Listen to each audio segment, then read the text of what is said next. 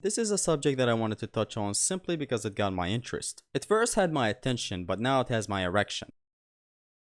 Now that I've captured your attention, let's talk about the idea of this video. Baldur Odinson, the Stranger, the Strangler, the Greek Manhandler, the Best Tracker, and the Closer versus the Fat Dauber. This is going to be a video where I dive into the personality and anatomy of Baldur. I don't know what anatomy means. The son of Freya and Odin who felt nothing until he did, but then died. The idea of this video came to me while I was doing a no upgrade run plus for God of War 4. I simply noticed something in the last boss fight. No, not that you can use these crystals to launch him, but this new element changing attribute that he gains. You know, where he switches from fire to ice to fire to ice. I noticed how for the short time that he just got his powers, just how quickly he got accustomed to them, how quickly he got used to them. But for now, I'm getting ahead of myself. The year is whatever the fuck this is. For all I know, the time period predates Vikings. A cursed man knocks on a cursed man with a cursed boy's door, and this is where we get introduced to Baldur. Now us, absolute tarnished hollow sons of know who this man is talking to. We know what Kratos has done and how strong he is and all the good jazz and jizz. What we don't know is why Freya refused to open the door, but that's a very deep subject for another time. For now, Baldur seems like a normal dude. We can't lie to ourselves. At a first glance, we are going, oh, look at this little guy. He's gonna get dwarfed by Kratos because it's Kratos. Come on now. But at the same time, there's this very special and scary essence surrounding Baldur. This guy is talking smack, but it's not any smack. It's not any smack. This guy is talking with a very scary voice. He's staring right into the eyes and soul of someone that you do not want to pick a fight with, or even an argument over a cart in Walmart, really, but you know, this is Kratos. When he says, leave, you leave, Steve. But this little insect son of a gun keeps at it. Now this is nothing new. We've seen it with a lot of prior foes, like Theseus for example. Kratos gave him his chances. And I will let you live over it.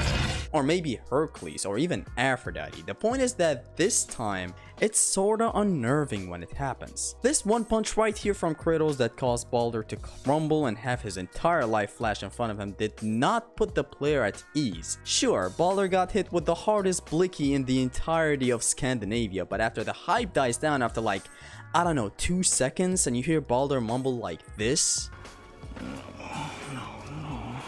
you know something is about to happen, and finally it does happen. My turn.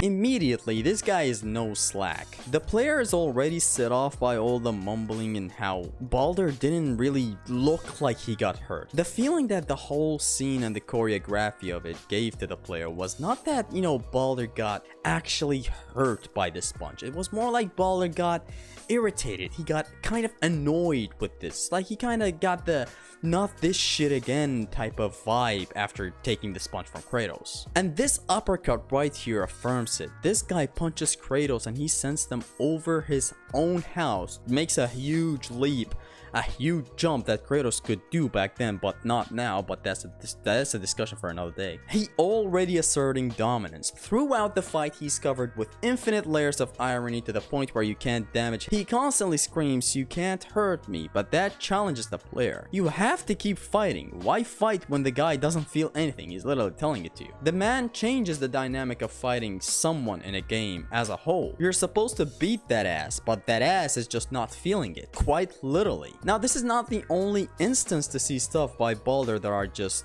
insane. Baldur breaks so many rules that we got used to in the past.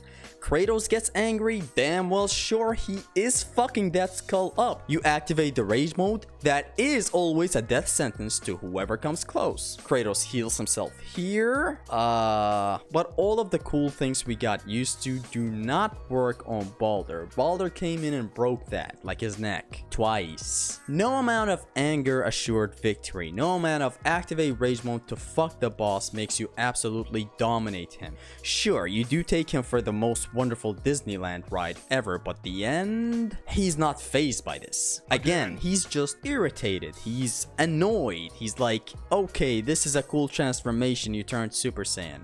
Can we get to the point now? Can we do business? The surprises with Baldur keep on coming and coming. They don't stop coming and they don't stop coming, as someone said in a song for Shrek. Baldur keeps this up. He keeps surprising us with insane levels of strength that are easy to see and make up in our minds. It's right in front of us. He keeps all of that up until the very end moment where some mistletoes penetrate through his body, precisely his hand, precisely his bird flipping finger. And now we get to the schmeat of this video. What I mainly wanted to talk about in this video is that if this Baldur, starting from this exact moment, could have only gotten some more days to live in, he would have surpassed Thor, and I have my arguments, the act attorney. Let's take a close look at the potential unlocked Baldur that feels things from this point on, but also has unlocked all of his true powers. This man is switching styles harder than Dante ever could.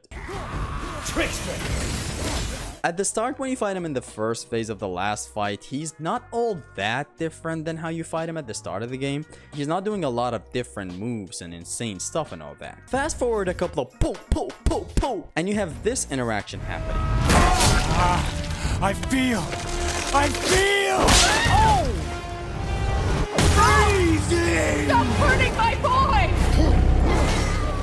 That's right, he can turn into a popsicle, but what's more than that is how fast he figured it out. In this God of War game, there are a lot of scenes that show us the similarities in Baldur and Atreus. Both of them skinny, sharp tongues, weird tattoos, racist, and the most important one, which is the one we have here. Self-discovery. Atreus likes to turn into furries. What Baldur likes to do is fuck. For Baldur, this moment feels the same as hitting puberty. Okay. I guess the pun...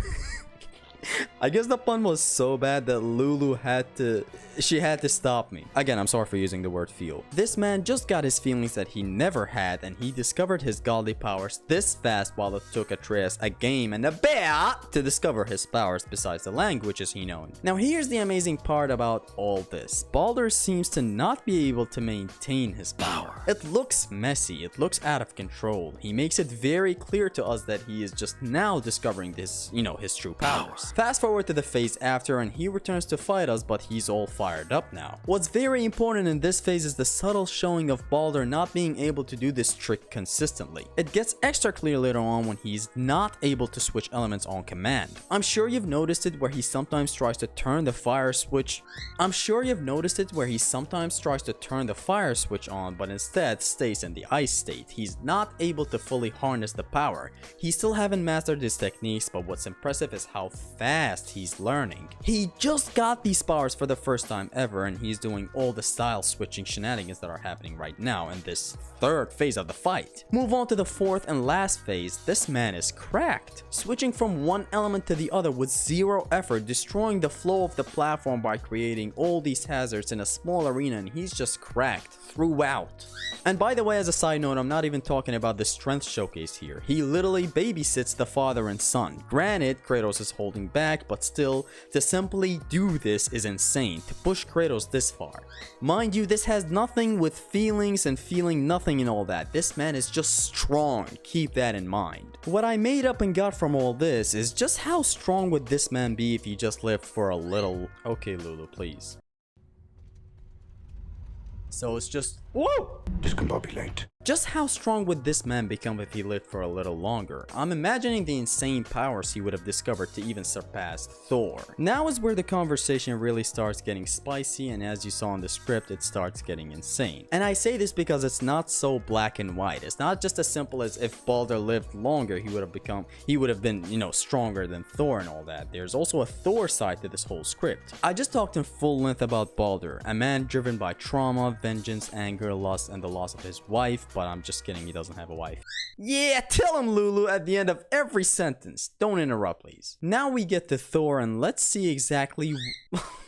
Now we get to Thor, and let's see exactly why Baldur would have eventually surpassed him. First of all, as simple as hurting the feelings of a Twitter-addicted furry, Baldur already showed promise. He already asserted dominance with the amount of times he surprises the player, how he messes up Kratos, how he does not give a shit about what you think, and simply showcase of strength. This man sent Yormi to Dreamland with 3 blows. Catch this, underwater. Underwater. You know how hard it is to swing your hands this fucking fast underwater? So fast and powerful to the point of knocking down an Earth-sized penis? He gets even more cracked and would have been the strongest in these lands if given enough time to cook, but sadly, the cycle continues and ends. I didn't know how to end that sentence in the script. But is that it? Is that really it, Zesty? That's all you got? And to that I say, no.